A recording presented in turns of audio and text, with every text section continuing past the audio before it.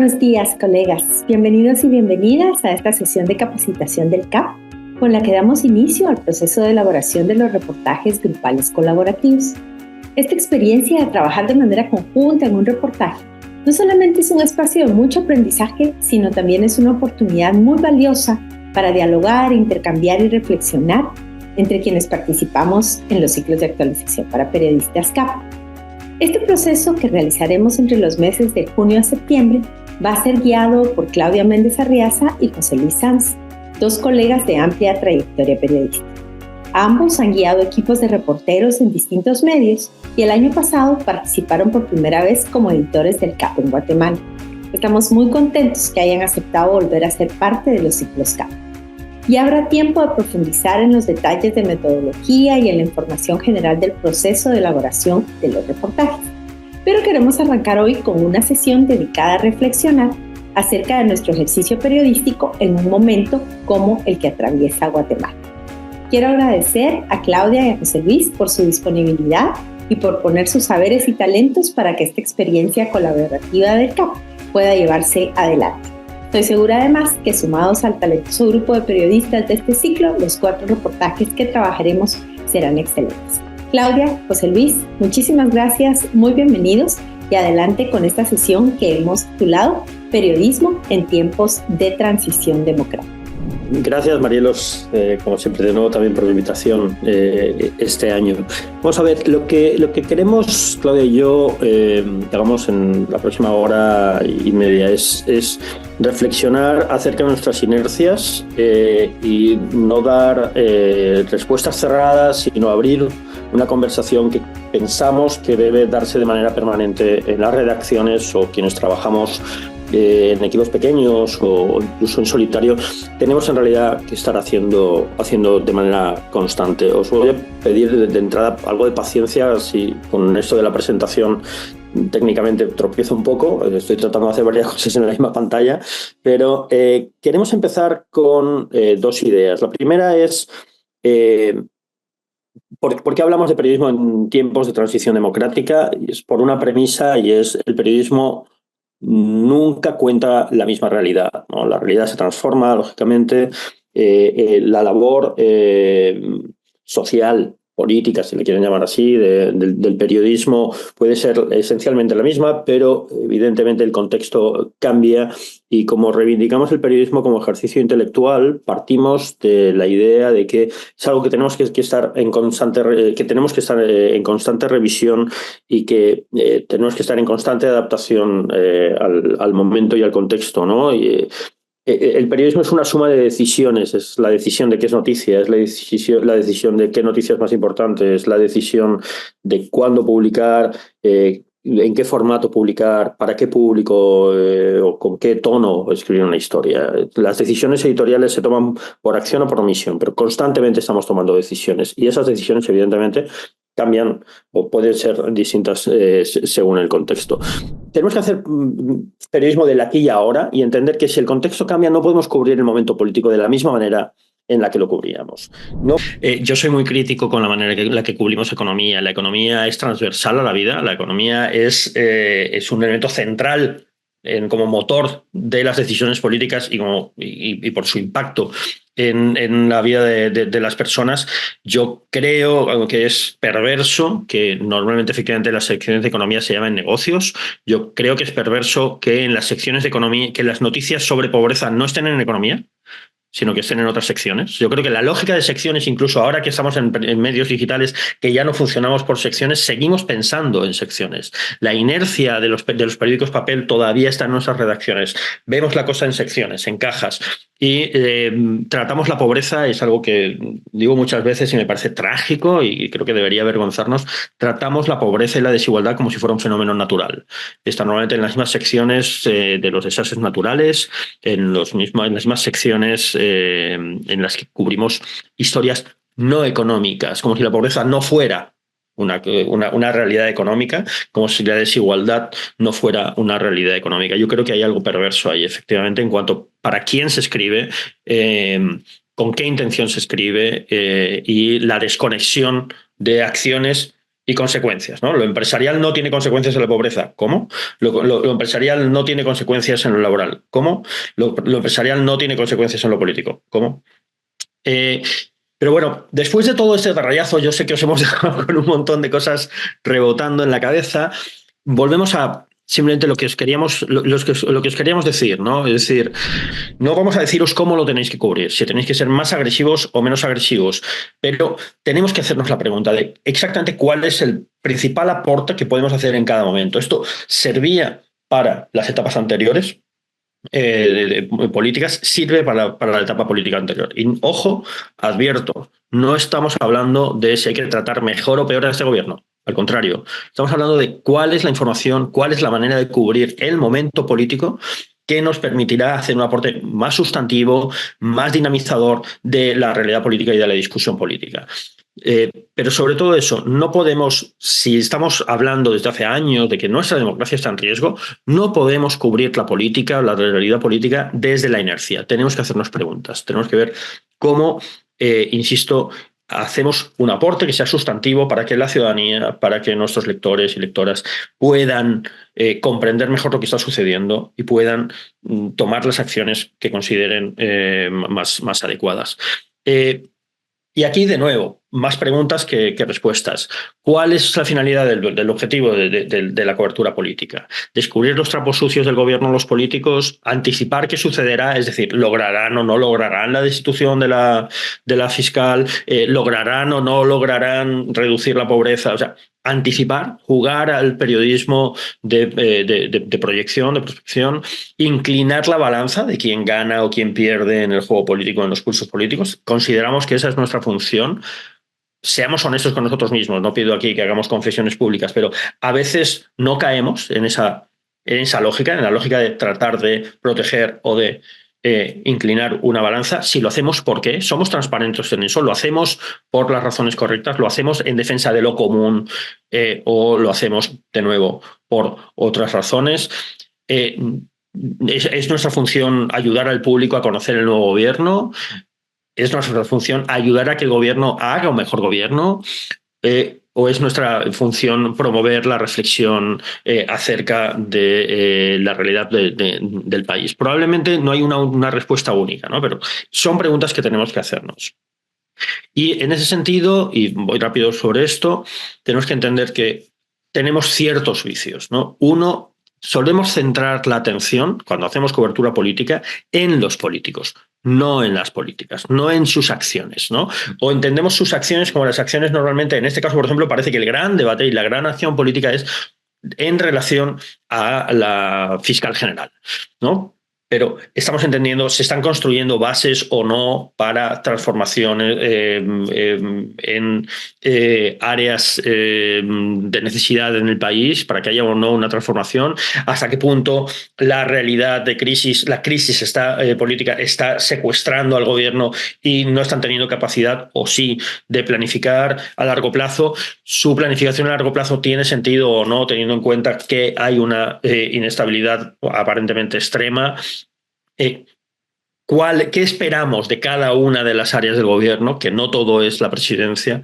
Lo mismo con los partidos, ¿no? Damos a los partidos el monopolio de la política cuando los sindicatos son un actor político. Los movimientos sociales son articulaciones de la voz de la ciudadanía. Los exiliados, hablaba Claudia el otro día, me decía, bueno, hay voces políticas nuevas, ¿no? Hay que se configuran como actores.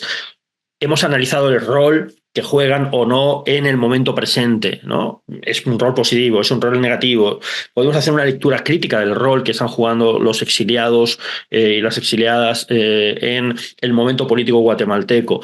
¿Qué pasa con los votantes? ¿Se sienten satisfechos? ¿Cuáles, no? O satisfechos o insatisfechos. Pues son pacientes o impacientes. ¿Quiénes son pacientes y quiénes son impacientes, ¿no? Pacientes o impacientes con la situación ahora mismo del país. No olvidemos una cosa, y esto aplica en general siempre a una cobertura política. Solemos ser muy contradictorios, ¿no? Pensamos que los liderazgos políticos son parte del problema. Somos muy críticos con esos liderazgos políticos.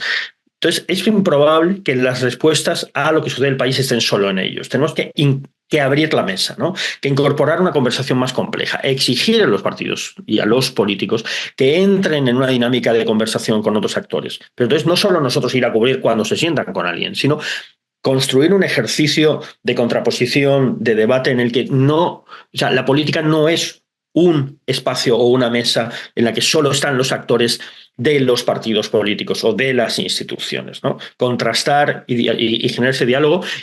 En Guatemala ahora mismo está sucediendo con ciertos movimientos sociales, como los movimientos campesinos e indígenas, por ejemplo, ¿no? Que han abierto un espacio para ellos mismos en la mesa. Eso es algo nuevo, eso no pasaba hace 5 años.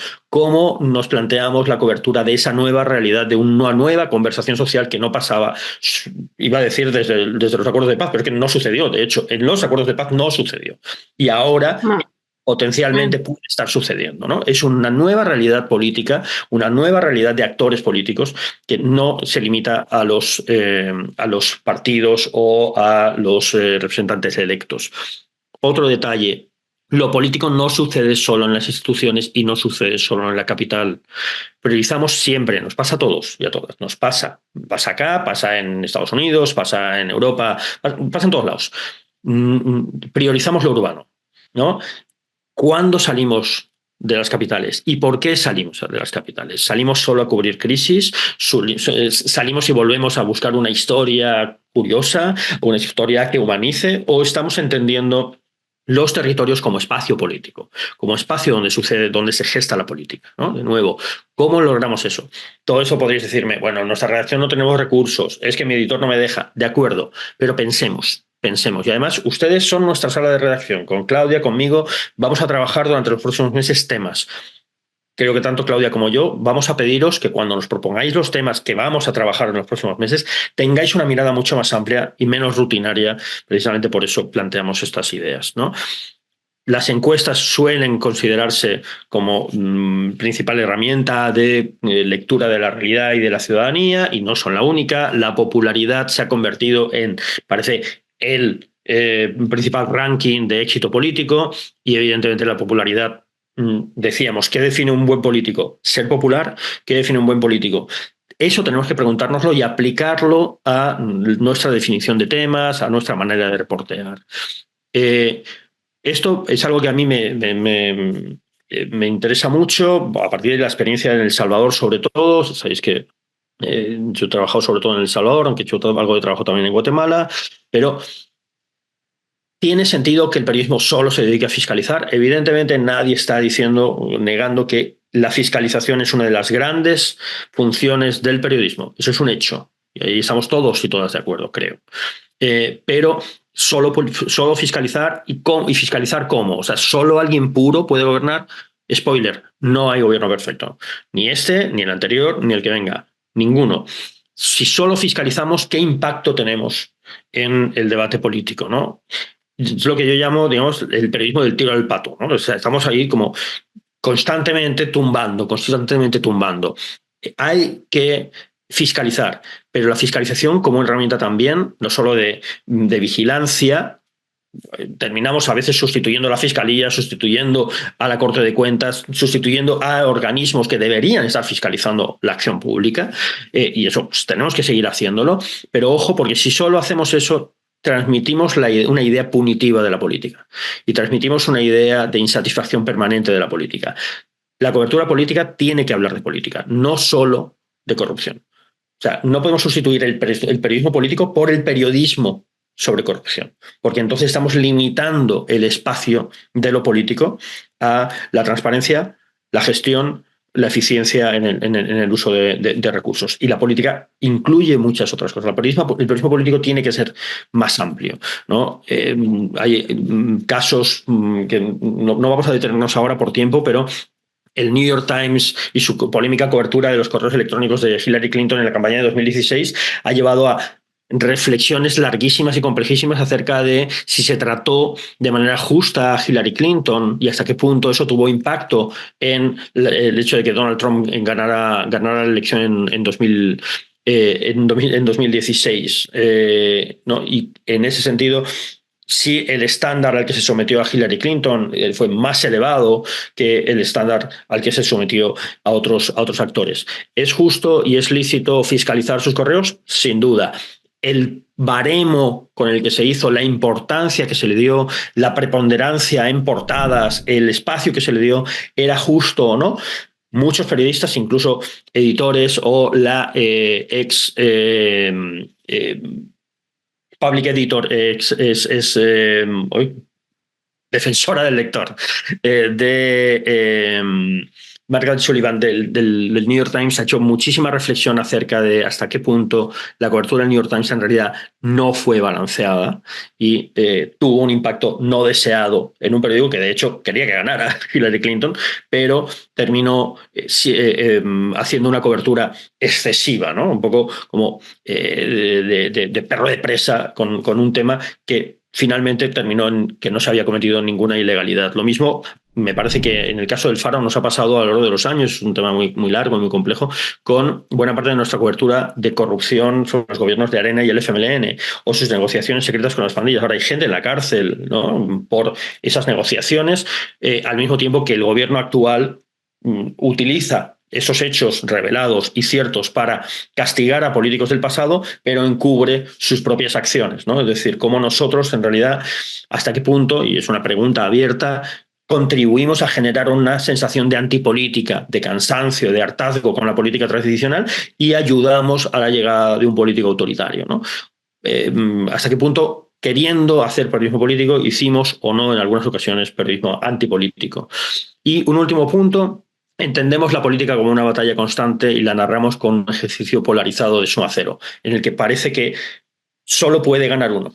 O ganas o pierdes. Pero la construcción en la que todos ceden, en la que hay negociación, la negociación como palabra negativa, ¿no?, como término negativo, es algo que contagia el debate. Claudia, tú ibas a hablar bastante más de esto. Pues quiero contarles que quisimos incluir deliberadamente un espacio para hablar de la polarización, porque ya no podemos ignorar que desarrollamos periodismo en contextos que son polarizados. Me estoy basando en un libro muy valioso que obtuve de Bart Braadsma, se llama Polarización, una mirada a la dinámica del pensamiento, nosotros versus ellos. Y es un capacitador que está formando a grupos de políticos, alcaldes, jueces, magistrados, pero también periodistas.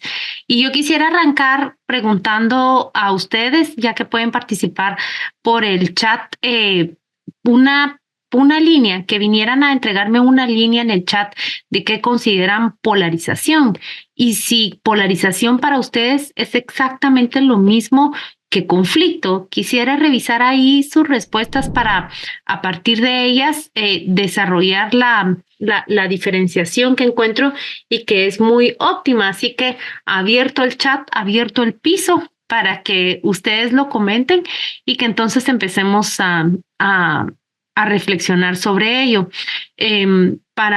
Mientras llega el primer mensaje, que espero que no sea tan rogado, voy a contarles que es quizás más fácil ver la polarización que está fuera o en temas que son muy generales. En el mundo, uno de los temas que más causa polarización es el tema de las migraciones. ¿Cómo vemos a los migrantes? ¿Cómo los vemos los guatemaltecos? ¿Cómo los ven los estadounidenses? ¿Cómo lo ven los europeos? Piensen ustedes en cómo se ha hablado de los migrantes en esos distintos contextos. Dice Pilar Rodríguez, sí, es esa mentalidad de ellos versus nosotros. Hay un libro que se llama Why We Are Polarized, que así lo describe. Esa poca voluntad de encontrar espacios comunes y ver todo blanco y negro sin espacios grises. Tomar partido de un tema sin mediación. Sí, las dos respuestas, tanto de Pilar y de Cristian, tienen que ver mucho con polarización. Es estar en dos extremos, sí, exactamente. Habla de los polos. Ahora voy a contarles algo. Es inevitable la polarización. ¿Por qué? Si nos vamos hacia el hombre, digamos, primitivo, al hombre en su primer estado de evolución, tenía que identificar al amigo y al enemigo, y su mente reaccionaba en base en eso.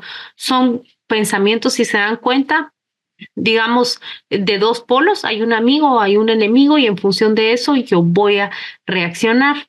Pero creo que lo más importante a la hora de estar estudiando la polarización en los tiempos modernos es como como nos lo relata este autor, en cuyo libro me estoy basando para esta clase. Bart Brasma dice, empecemos por identificar qué es un conflicto y qué es una polarización. Miren,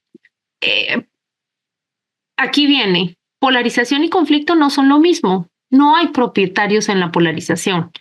¿Qué se refiere con que no existen propietarios? Si hay un conflicto de tierras, sabemos exactamente quiénes están afectados. Pensemos en el famoso conflicto que se desarrolla allá en la cumbre de Alaska, en Guatemala. Nosotros vamos a saber exactamente que los pobladores de uno y otra comunidad son propietarios de ese conflicto. ¿Por qué? Porque la definición de dónde están los terrenos y dónde se deben de colocar los mojones va definitivamente a afectar a alguien. ¿Ya? Espero estar explicando con esto. En cambio, en la polarización no necesariamente hay propietarios y las personas que intervienen no necesariamente están afectadas. Pensemos, por ejemplo, en todas las personas que tomaron una posición respecto de los refugiados en Suecia o en Alemania, ¿verdad? Esta gente viene a violar aquí a las personas. ¿Eran propietarios del problema? No, simplemente estaban reaccionando a aquellos que venían. Pensemos en la polarización que están generando en diferentes estados del sur de Estados Unidos los migrantes. ¿Son los propietarios del problema? No necesariamente, porque terminan hablando personas que quizás sus casas están a miles de millas de distancias de donde están llegando los migrantes, y eso no les está afectando no les está provocando ningún problema. Entonces, conflicto y polarización no es lo mismo. Cuando cubro el problema, por ejemplo, de la cumbre de Alaska, estoy cubriendo un conflicto claramente definido, con propietarios. Eso significa con personas que son directamente afectadas por lo que allí se defina. Pero cuando cubro temas como lo del aborto, allí no todos son propietarios. Y dicho sea de paso, en este tema que polariza tanto, nos olvidamos siempre de los verdaderos afectados, que son las mujeres, cuando cubrimos un tema así. Bueno, entonces ese es el principio número 1. Dice Marielo Sishmukane colocó diferencias de opiniones irreconciliables y sin posibilidades de tender diálogos y consensos. Hay muchas personas que intentan construir puentes, pero digamos, los polarizadores no quieren construir puentes. En realidad, el fin de los polarizadores es otro. La polarización, que ya les dije, va a ser inevitable. Incluso las podríamos crear aquí mismo. José Luis y yo podríamos crear una polarización inevitable aquí, ¿verdad? Los que llegaron puntual a las 7 en punto sí les interesa esto, y los que llegaron 5 minutos tarde no les interesa. Y ahí definitivamente colocamos dos polos y no permitimos tú viniste tarde y quizás la persona tuvo un fallón de internet, quizás la persona perdió el link y lo estuvo buscando. En fin, la polarización es inevitable y puede ser creada. Y está generalmente en manos de personas que no tienen una afectación directa por el problema. Ahora viene la siguiente, que pareciera una mala noticia, pero en realidad es una buena noticia. Es una construcción mental. Y traigo a colación la definición que colocó Pilar. Provee de identidad a dos bandos, nosotros y ellos. Definitivamente hay alguien que está a favor de las vacunas y alguien que no está a favor de las vacunas. Y eso nos vuelve rápidamente en nosotros y ellos. Nosotros que sí creemos en la ciencia y ellos que no creen en la ciencia. Volvemos a las diferencias entre conflicto y polarización, y por eso dije es una buena noticia que sea una construcción mental. ¿Por qué? Porque a diferencia de la polarización, el conflicto tiene acciones. Nosotros el autor lo utiliza con una figura muy, muy dura y dice, yo puedo escuchar la metralleta en Bataclan. Ese es un conflicto. Podemos escuchar o contar las personas que resultan víctimas de Nahualá y, ¿cómo se llama la otra población? En este momento se me olvidó, Ixtahuacán y Nahualá. Hemos contado las víctimas, las hemos visto colocadas una tras otra en el asfalto, ahí en la cumbre de Alaska. Y en cambio, la polarización está marcada por las ideas y por las palabras, ¿verdad? No llegamos a contar en esas dicotomías unas víctimas como si las está mostrando el conflicto, o personas detenidas, o migrantes, digamos, expulsados. Allí sí hay un propietario porque hay acciones directas. La polarización son construcciones mentales. Ahora, como es una construcción mental, su combustible está directamente en construir la identidad. Y generalmente las identidades se van a construir en negativos y positivos. ¿Por qué estoy diciendo todo esto? Porque creo que no existe en este momento en Guatemala una cobertura o un reportero que no se enfrente a esa polarización. Vean cómo la pregunta en el test preguntaba, ¿consideramos el Ministerio Público una institución democrática o antidemocrática? Y muchos fuimos a responder que es antidemocrático, cuando en realidad es una persona la que ha sido catalogada de ser antidemocrática. Eso es la polarización. Definitivamente ahí hay una división y está el bando de Consuelo Porras y el bando de los que no, digamos, de los que están en contra de ella, que cabe en medio. Aquí dice Gabriel, sobre el tema de polarización, recomiendo mucho el libro que se llama La mente de los justos, de Jonathan Haidt. Explica la polarización y cómo ocurre en sociedades modernas, pero lo más importante es que evidencia cómo uno también es parte del problema, porque es un problema no solo de cosmovisión política, sino de naturaleza humana. Exactamente, ya lo dije, es inevitable. Es inevitable y nuestra mente primitiva era unidimensional. Entonces, identificábamos amigo, enemigo, presa para comer o presa para huir de ella y así los estamos evaluando. Ahora, ¿qué es lo que pasa y cuál es el rol del periodismo en las polarizaciones? Aquí también el autor nos está revelando algo que es muy duro para nosotros como periodistas a aceptarlo y admitirlo. Somos los catalizadores de la polarización. ¿Y saben cómo lo dice él? Sin que yo les diga que aceptemos, por cierto, lo que este autor nos está presentando, pero más bien quiero provocar la reflexión. Somos catalizadores porque nos formamos en una escuela, nos formamos en un modelo en donde vamos a presentar la visión de unos y la visión de los otros. E inevitablemente entonces estamos mostrando cómo arden las llamas aquí y cómo arden las llamas de este lado. ¿Qué modelo puede crearse desde el periodismo para evitar llevar a nuestras audiencias hacia esas dicotomías? ¿Cuál creen? Y creo que ahí no haría falta basarnos en un nuevo autor, sino nosotros mismos ir construyendo nuestro propio modelo. ¿Y por qué, cuándo y cómo vamos a ser capaces de crear nuestro propio modelo? En la medida que conozcamos qué es la polarización y quién la provoca. No hice la laminilla, pero quiero cerrar este tema hablando de los 5 actores ya identificados por el autor en la polarización. ¿Por qué? Porque aquí es donde nosotros podemos ir identificando quién es qué en nuestras coberturas y sobre todo a quiénes les estamos dando voz y a quiénes no les estamos dando voz. Los polarizadores son aquellos que están tomando una posición, ¿verdad?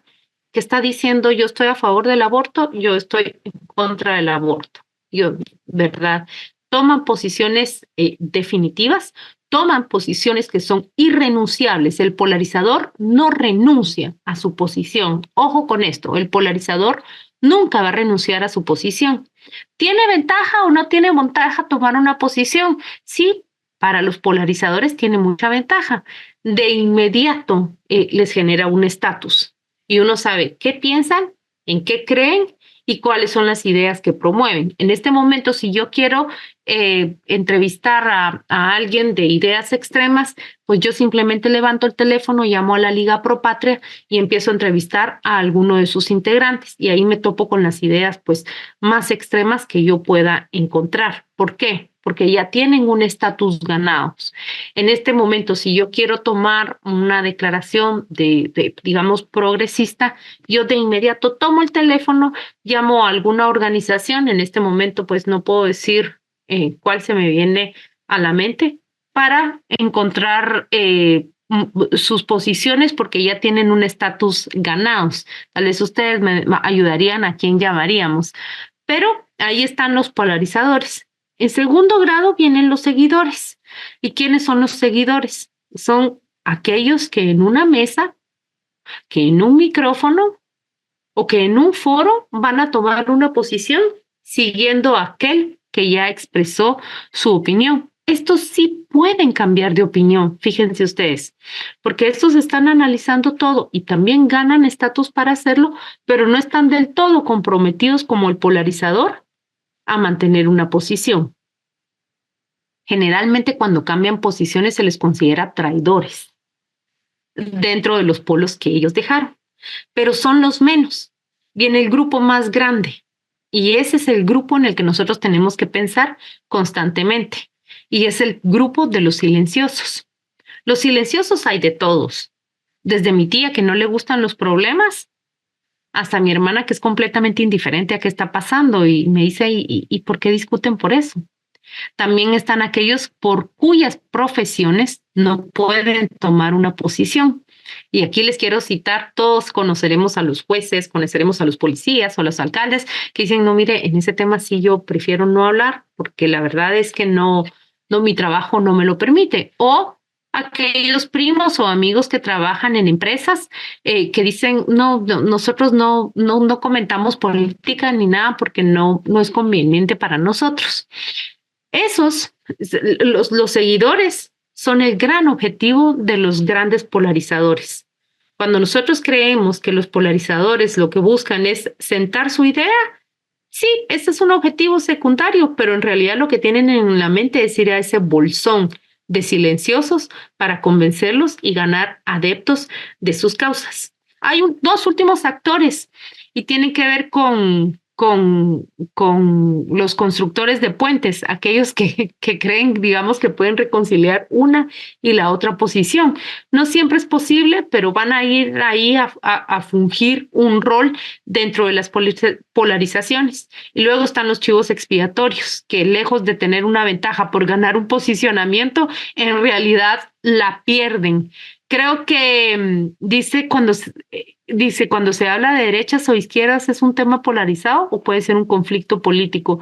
No, conflicto es únicamente lo que tiene acciones y está afectando directamente a las personas, de acuerdo con la teoría que te estoy presentando.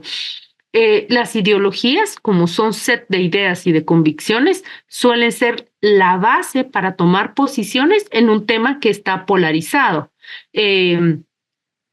Por ejemplo, anoté algunos ejemplos de las caracterizaciones que más pueden generar esa polarización. No lo he notado tanto en Guatemala. Sí, con mucho gusto voy a enviar el nombre del libro. No lo he notado tanto en Guatemala, pero me gustaría, si ustedes han escuchado caracterización negativa, como lo habían dicho, construcción mental, de los migrantes que ahora están en Guatemala, en la zona 1, no sé si lo han advertido, zona 1 y zona 10, los venezolanos, que ya son, digamos, ya no se les puede ignorar, están ahí con su bandera, están con su rótulo, que están de paso por Guatemala, y yo creo que no todos los guatemaltecos, o por lo menos no es creciente eso, de que se les caracterice de una manera negativa. Están ahí pidiendo ayuda, están ahí caminando, pero no lo ha generado. No ocurre lo mismo cuando empiezan a subir y pueden llegar hacia Estados Unidos. Ahí sí hay una caracterización y los invitaría a ver todos esos videos que se convirtieron tendencia en Estados Unidos sobre los venezolanos en Nueva York, porque lo único que dicen es vinieron a vivir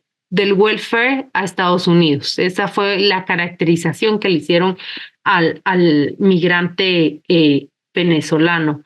Con esto quiero cerrar y decirles que si somos calificados como los catalizadores de la polarización, tengamos siempre esa alarma, esa luz de advertencia encendida. ¿En qué medida esas caracterizaciones que usan los polarizadores A y B para evocar las características negativas o positivas, porque también las positivas polarizan, ¿verdad? Las positivas y las negativas pueden polarizar tanto como las negativas. Nosotros estamos replicando y catalizando esa caracterización. Como lo dijo Pilar, ellos y nosotros, ¿en qué medida nosotros estamos dándole combustible a la polarización? Y pensando en lo positivo y regresándolos al test, ¿cómo sería que, miren, las autoridades indígenas son 100% confiables, todos los demás no?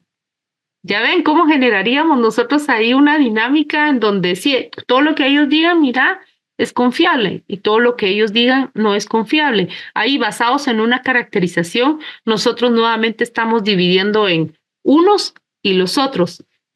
Un ejemplo que jalo muy rápido a propósito de las reflexiones que estamos trayendo hoy, pero me quedo acá para que vayamos hacia un tema que es el camino para escapar y fugarnos de las dicotomías en las que se nos quiere encerrar últimamente. Es el periodismo de profundidad.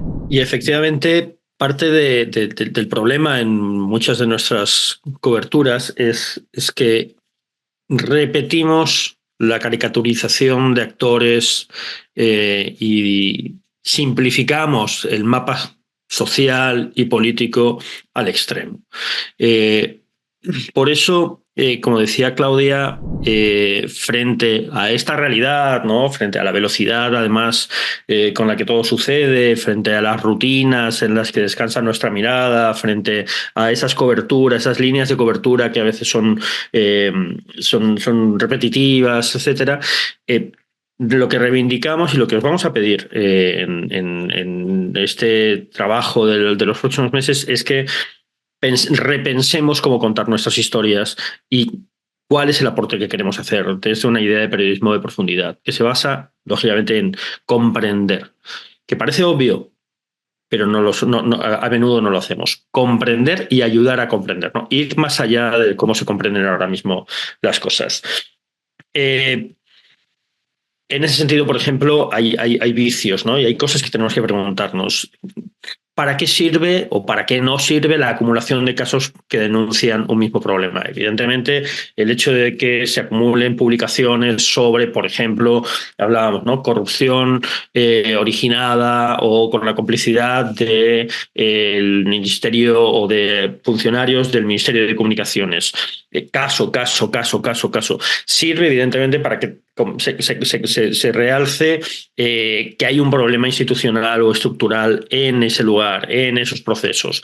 Eso sirve, ¿no? Sirve para eso. Ahora, ¿sirve para sacarnos de la dinámica? ¿Sí o no? Lo estamos planteando siempre desde el mismo lugar, que es la corrupción es inevitable. Estamos incluyendo otras voces, estamos incluyendo, por ejemplo, la comprensión del papel que juegan las alcaldías en esos sistemas de corrupción. Estamos contándolo desde la comprensión de dónde deberían estar o no los controles. ¿Qué otras preguntas nos estamos haciendo sobre temas que cubrimos habitualmente, ¿no?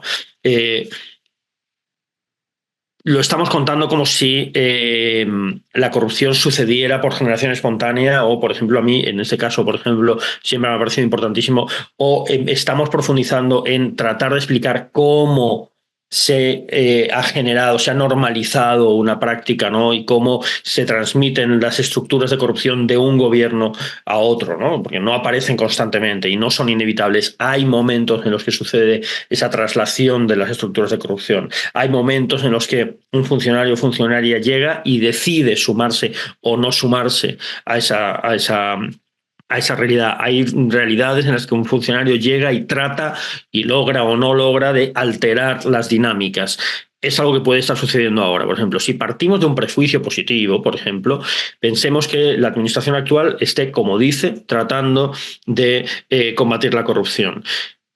Estamos desarrollando y dedicando tiempo a entender cómo se hace eso, o sea, cómo limpias o cómo no limpias una institución, más allá de el pulso corruptos no corruptos, ¿no? En esa lógica polarizadora, ¿no? Y abstracta que decía Claudia, ¿no?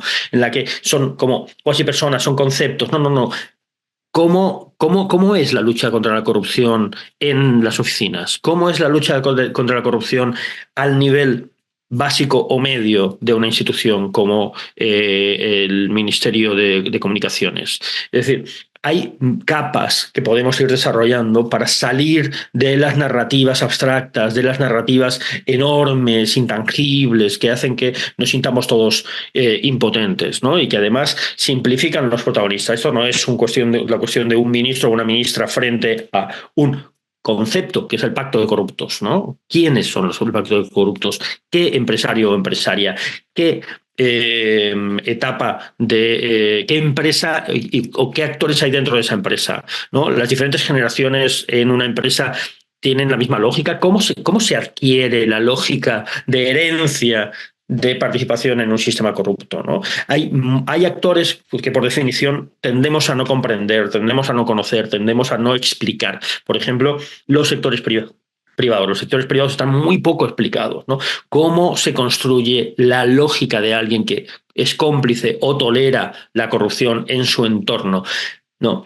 Y ahí hay herramientas además que vienen de las ciencias sociales, ¿no? La etnografía, la psicología social, que nos permitirían explicar desde el reporteo, desde las entrevistas con gente, desde fuentes a lo mejor no citables, pero fuentes que nos permitan entender las dinámicas de la corrupción. La corrupción no es algo que sucede en abstracto.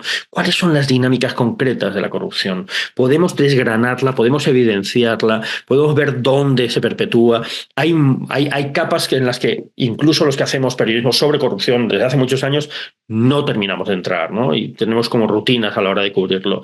Lo mismo también pensamos que la gente entiende las implicaciones, los antecedentes y la ramificación de efectos de cada hecho, ¿no? Y algo que yo insisto mucho, Marielos me lo ha escuchado, Claudia me lo ha escuchado, pasa en muchos ecosistemas periodísticos, pero creo que en Guatemala nos pasa especialmente, la idea de no contar lo que creemos que se sabe, la idea de asumir que lo que sabemos en ciertos círculos está contado, es sabido y está explicado, ¿no? Hay muchísimas grandes verdades que no están trasladadas a un gran reportaje, a un reportaje detallado, a un reportaje sustentado, a pruebas, a documentación, a fuentes, ¿no?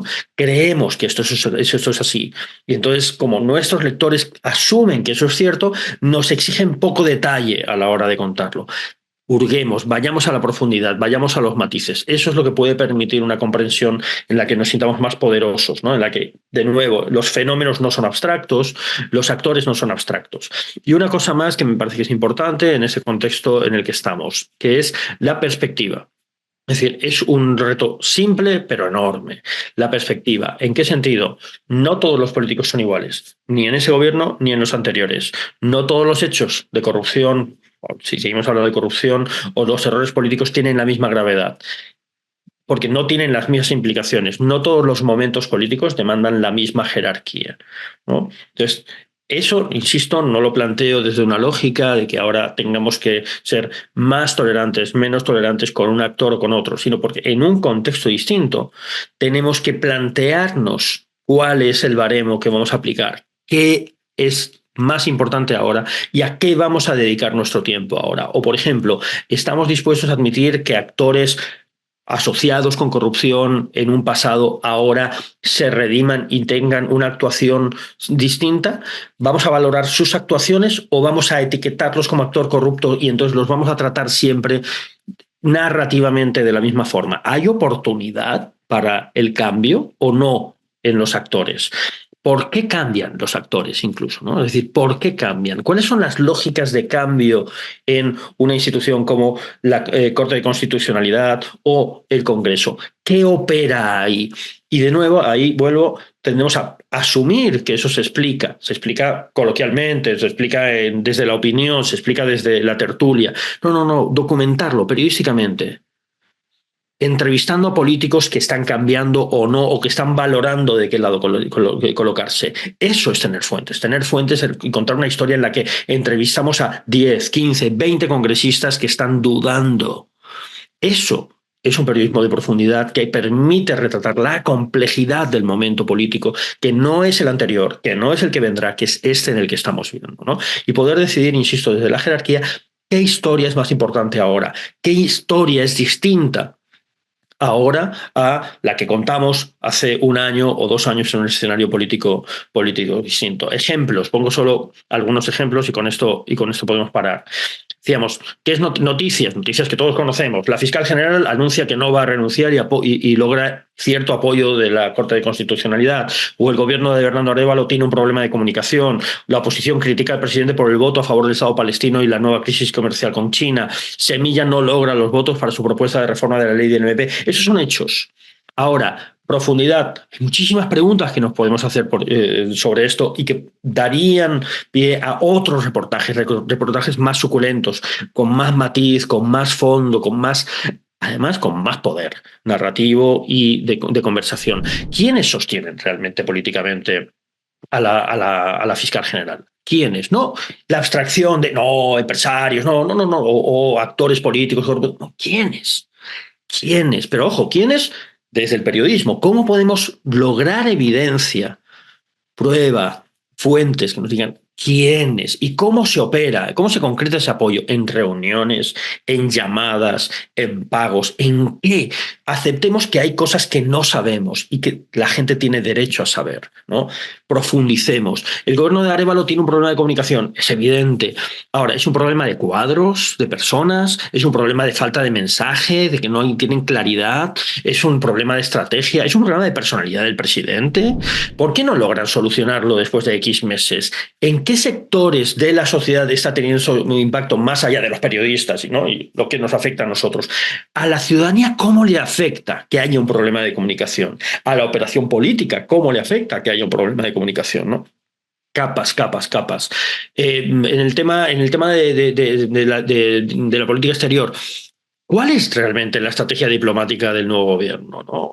Más allá de los enunciados del canciller, ¿esperaban estas crisis o eran crisis calculadas? ¿Sabían que esto iba a pasar? ¿Sabían que su voto iba a generarles un flanco en los sectores más conservadores del país? ¿O no? ¿O les pilló por sorpresa? ¿Tenían un plan o no tenían un plan para responder a eso? Conectando con el problema de comunicación. El gran problema de comunicación, lo podemos tratar como una abstracción, no. El problema de comunicación en el caso palestino. Ahí hay una historia, ¿no? ¿Qué pasó con esa decisión? ¿Cómo se gestó esa decisión? Además, con un presidente que tenía fama de pro-israelí. ¿Y qué consecuencias esperaban? ¿No esperaban? ¿Lo comunicaron bien? ¿Les pilló por sorpresa? ¿Tenían un plan de relato? ¿No lo tenían? ¿No? Eso es hacer periodismo político. Están reaccionando. Esto va a afectar a sus decisiones futuras, ¿no? Lo mismo con el tema de los votos. ¿Fue un error de cálculo o una derrota calculada? Es decir, ¿sabían que incluso no lográndolo ganaban? ¿Están todos de acuerdo dentro del Ejecutivo? Y creo que todos tenemos algunas respuestas a esto, pero yo no las he visto bien escritas y bien publicadas, ¿no? En un reportaje concienzudo que se centre en qué demonios pasó en este caso, ¿no? ¿Cómo se gestó esa decisión? ¿La fragilidad de su alianza legislativa es coyuntural o de origen? ¿Tiene carácter político o de intereses o de personas? Hay muchas historias que pasan frente a nuestros ojos y que no contamos, que no profundizamos, que no entramos en las capas. Ahí es donde el periodismo de profundidad permite entender los matices, la complejidad del momento político, más allá de los buenos, los malos o las acciones extraordinarias, ¿no? Y de nuevo, tenemos que trasladar el foco del debate a lo que de lo que llamamos política a las políticas. No olvidemos, conectando también de nuevo con el test, la política se basa en el resultado, en el impacto. O sea, el objetivo es el impacto en la vida de las personas. Probablemente 100 días son efectivamente pocos días, pero en cualquier caso, ¿cuánta atención estamos dedicando a saber en lo sustancial si este gobierno es distinto o no es distinto a los anteriores? No solo en el discurso, no solo en su relación con la fiscal. ¿En qué está siendo distinto o no este gobierno? Esas historias son historias políticas y van más allá de solo, lo decíamos también con la importancia de los ministerios, solo sus reuniones con los liderazgos indígenas o comunitarios o campesinos, más allá de solo la operación en el Congreso, más allá de solo su pulso con la fiscal general, más allá de solo, aunque es lógicamente una de las grandes historias del año, el proceso de elección de Cortes, ¿no? Hay otros espacios políticos también que podemos atender y que nadie o casi nadie está poniendo en el centro de la conversación. Yo creo que vamos a dejarlo aquí. Queríamos hablar también en algunos sentidos del poder del periodismo colaborativo, pero sobre eso, si estás de acuerdo, Claudia, yo solo diría una última cosa que forma parte de nuestra visión del periodismo colaborativo y que me parece que es importante, sobre todo para que lo tengamos en mente todas y todos, ahora que vamos a empezar a trabajar juntos y vamos a ser 4 pequeñas salas de redacción o 4 equipos de reporteo. El periodismo colaborativo tiene muchas virtudes, tiene enormes desafíos. Uno, es un enorme antídoto contra el ego de las y los periodistas. Vamos a trabajar juntos en grupos de 5 o 6 personas. Vamos a trabajar meses. Os vamos a proponer que empecemos con una discusión tan abierta como esta que estamos proponiendo acá acerca de qué historia contar, qué capas tiene esa historia, qué aporta de nuevo esa historia, qué es distinto en este momento y por qué en este momento de la historia de Guatemala queremos contar esa historia, o del proceso político de Guatemala queremos contar esa historia. Vamos a tener primero esa discusión, todas las voces cuentan, todas las ideas cuentan, que gane la mejor idea, discutamos, respetemos nuestros cerebros mutuamente y discutamos, y a partir de ahí trabajaremos en equipo. Eso no quiere decir que todo el mundo va a hacer lo mismo, eso quiere decir que nos vamos a complementar. Eso no quiere decir que quien escriba el texto es más importante que quien hace el reporteo o las gráficas. Quiere decir que todos somos parte de un engranaje. Vamos a colaborar para hacer 4 grandes investigaciones que se publicarán en septiembre. Muchísimas gracias a los colegas Claudia Méndez Arriaza y José Luis Sanz por esta provocadora sesión inaugural del proceso de reportajes colaborativos del CAP. Y muchas gracias a ustedes, colegas, por su participación. Esperamos entonces que sea un proceso muy productivo y de mucho aprendizaje.